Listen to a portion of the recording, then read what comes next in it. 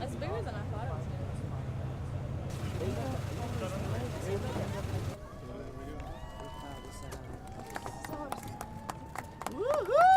Allez, allez.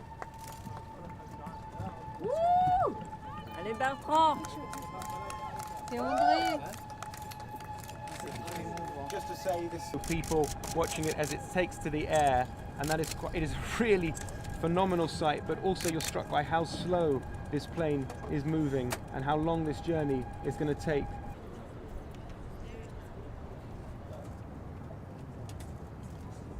That's right. I mean, Bertrand Piccard said the optimum speed would be 45